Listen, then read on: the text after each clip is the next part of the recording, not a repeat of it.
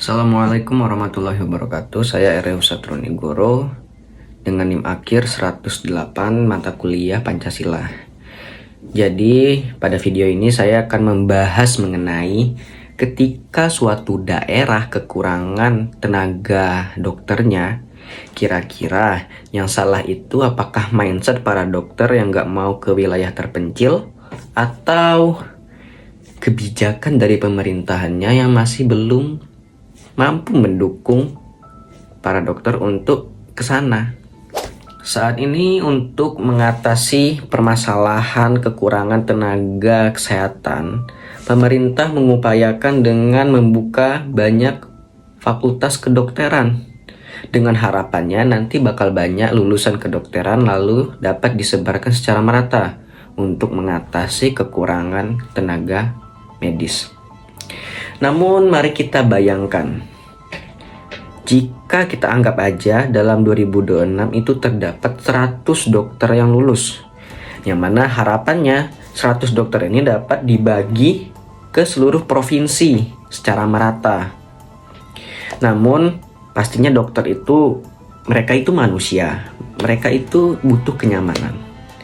Ketika terdapat suatu wilayah yang mendapatkan akses fasilitas dan keamanan yang tinggi serta pendapatan yang tinggi, tentunya banyak dari mereka, bukan semuanya tapi banyak dari mereka yang berpikir, oh mending aku masuk ke sini, ngapain aku ke wilayah yang jauh terpencil banget dengan keamanan yang sangat rendah, fasilitas yang minim, dan pendapatan yang kecil. Akibatnya sebenarnya permasalahan sebaran dari dokter yang tidak memadai itu disebabkan karena dokter itu lebih memilih ke satu wilayah yang lebih makmur ketimbang ke tempat yang lain. Dan mungkin ini juga merupakan salah satu hal yang harus dipertimbangkan mengenai keinginan dari dokter sebagai manusia. Kira-kira mereka itu apakah beneran ingin jihad gitu, jihad atas dasar ingin membantu orang. Tapi jangan diabaikan juga bahwa mereka juga manusia, yang mana mereka itu masih butuh makan, memiliki keluarga, dan memiliki orang tua juga. Menurut saya, terdapat dua analisis yang dapat kita ambil. Pertama kali dari sisi kedokteran, dan yang kedua dari sisi pemerintahan, dari sisi kebijakannya. Pertama, dari segi kedokteran dulu. Jika seorang dokter itu lebih memikirkan keuntungan pribadi dan kenyamanan pribadi tanpa memikirkan akan kebutuhan masyarakat tentang kesehatan, tentang layanan kesehatan, maka hal ini dapat menurunkan tanggung jawab dan nilai sosial dari seorang dokter, yang mana itu merupakan standar dari 5-star dokter. Namun jika kita hanya menyalahkan dari sisi kedokterannya saja, tentu saja itu nggak adil. Coba kita bayangkan ketika kita diminta untuk bekerja di tempat yang jauh dari keluarga, yang keamanannya belum tentu terjamin, yang mana udah banyak isu-isu terkait permasalahan di daerah tersebut, terus pendapatannya juga kurang memadai, pendapatannya tuh nggak dapat memenuhi kebutuhan sendiri, apalagi kalau dia punya keluarga yang harus dinafkahi. Nah, dari sinilah muncul bad practice kedua, yaitu dari segi pemerintahannya. Yang mana pemerintahan menganggap bahwa dengan menambah jumlah dokter, maka permasalahan akan distribusi dari tenaga kesehatan dapat teratasi. Padahal, nyatanya nggak sesimpel itu guys. Namun, tentu saja jika kita hanya mempermasalahkan tanpa memberikan solusi, ya ujung-ujungnya bakal jadi kayak mahasiswa yang cuma memberontak doang tanpa dapat memberikan solusi. Oleh karena itu, untuk menyelesaikan permasalahan tersebut tentu saja harus dari kedua sisi, yaitu dari sisi kedokteran dan sisi dari pemerintahan. Dokter perlu semangat untuk menjalani profesinya sebagai dokter, sebagai pelayan kesehatan, yang mana itu merupakan tugas yang mulia. Jadi dari segi dokter yang perlu diperbaiki adalah mindsetnya. Kira-kira di sini aku jadi dokter buat memperkaya diri atau buat memperkaya pahala. Dan dari pemerintahan juga harusnya dapat menghargai dokter-dokter yang memiliki niat seperti itu. Mereka rela ke pelosok namun dari pemerintah juga harus dapat menyokong kehidupan mereka di pelosok. Saya melihat beberapa video mengenai dokter yang berada di pelosok, hidupnya itu nggak makmur. Mereka itu penuh akan tekanan dan ancaman. Bahkan baru-baru ini ada beberapa isu yang sedang trending di 2026 mengenai dokter muda. Banyaknya dokter muda yang meninggal di daerah pelosok akibat overworking. Kerjanya terlalu berlebihan, nggak ada jeda istirahat, dan namun gajinya itu nggak sesuai.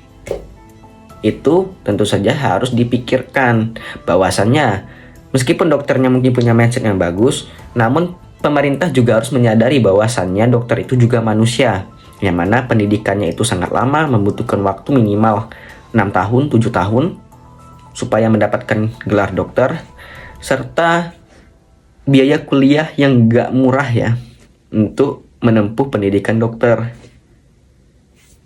Ya, mungkin itu perlu dipertimbangkan.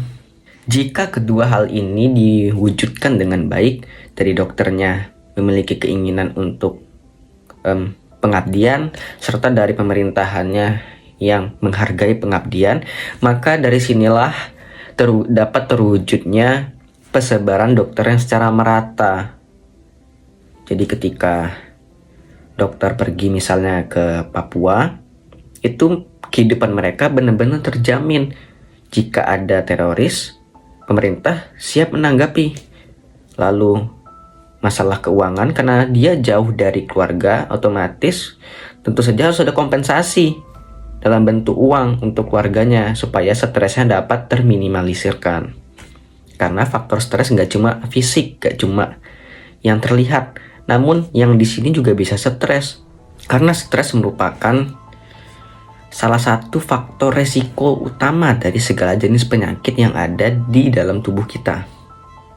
Nah, kasus ini sangat berkaitan dengan Pancasila, yaitu mengenai sila kedua, keadilan sosial kemanusiaan yang adil dan beradab. Nah, tentu saja jika kita menyangkut masalah keadilan, ini nggak bisa dibilang adil. Kita nggak bisa maksain, oh ini adil, nggak boleh. Gak bisa malah, karena ini gak merata, yang menandakan ini gak adil. Penyebabnya hal-hal di atas tadi yang sudah dijelasin. Selain dari sila kedua, juga ada sila kelima, yaitu keadilan sosial bagi seluruh rakyat. Nah, keadilan dari sila kelima itu ditujukan untuk sudut pandang pemerintah, yang mana pemerintah melihat rakyat harus secara adil. Dokter itu juga manusia, juga rakyat yang perlu diayomi. Jadi harus adil ya. Kesimpulannya, jadi menurut saya, solusi atas permasalahan terkait distribusi dokter itu nggak dapat kita lihat dari satu sudut pandang dokter saja. Melainkan kita harus melihat dari dua sudut pandang, baik dari pemerintahan maupun dari sudut pandang kedokteran. Yang mana dokter tentu saja harus memiliki keinginan yang murni, yang tulus untuk pengabdian, bukan untuk memperkaya diri, bukan untuk terlihat wah aja di kalangan masyarakat, bukan untuk menaikkan tingkat status sosial, melainkan untuk kemanusiaan. Namun perlu perhatikan juga bahwasanya negara memiliki tanggung jawab juga terhadap para dokter untuk mensejahterakan dokter, sebagaimana dokter itu merupakan bagian dari negara Indonesia ini, yang mana dia juga merupakan rakyat. Dokter itu juga rakyat yang harus disejahterakan. Jika misal nih di Jakarta itu gaji dokternya 3 juta, di Papua juga 3 juta. Tapi jika kita timbang aspek dari segi keamanan, fasilitas yang ada, serta akses-akses yang didapat, tentu saja itu nggak setara. Di Papua misalnya ada isu-isu mengenai teroris, keamanannya masih belum terjamin banget. Terus pangan-pangannya itu sulit diakses. Lalu akses untuk alat-alat medis itu nggak memadai, belum lagi jauh dari keluarga, yang mana itu bisa bikin stres.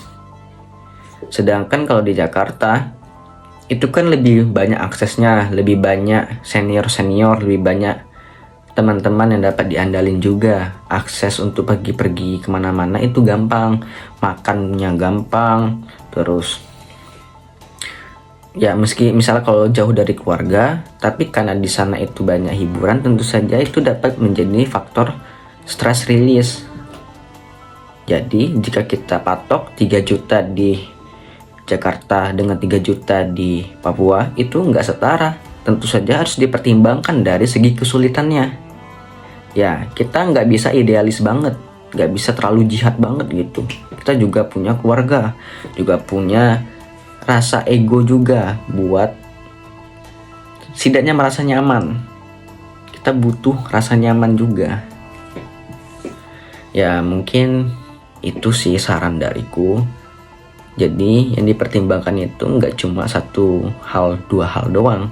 Apakah di sana tuh banyak penduduknya, lalu atau dikit penduduknya, lalu kita patok gaji dokter berdasarkan penduduknya? Ya nggak bisa kayak gitu. Kita nggak bisa mematok dari data doang, tapi kita harus turun ke lapangan buat melihat kira-kira kesulitannya gimana. Itu mungkin apa hal yang dapat kusampaikan, mungkin cuma itu doang. Sebelumnya terima kasih karena sudah mendengarkan hingga akhir. Bye bye.